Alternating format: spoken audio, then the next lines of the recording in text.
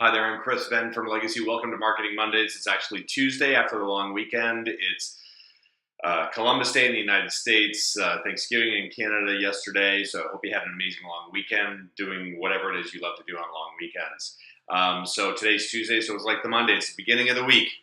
And Marketing Mondays is about starting off your week right from a marketing perspective. One of the things I wanted to talk about today is trust. And over and over and over, I hear financial advisors talking about building trust, building trust, building trust. Let's be really, really clear.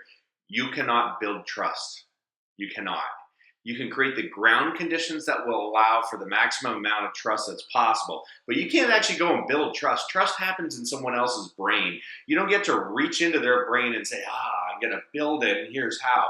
What you can do is you can create the environment that allows for whatever the maximum amount of trust is that's going to happen. And you may say, well, Chris, those are just semantics. It's not semantics.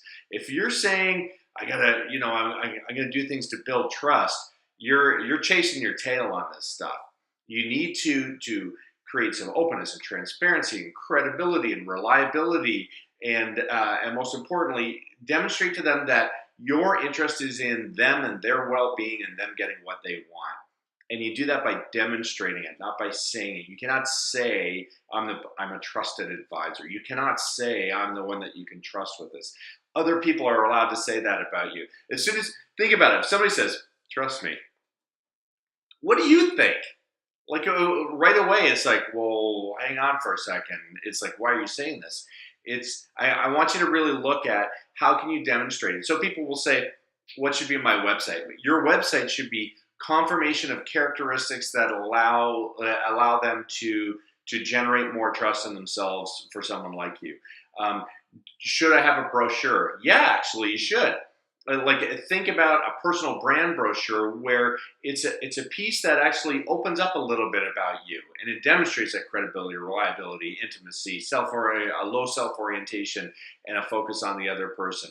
I want you to start to zero in on things you can do that will allow people to generate their own amount of trust for you, because you cannot create it. But as soon as your attention is on, okay, I got to build trust, you will miss the mark. In that moment, you're self-interested, you're self-oriented.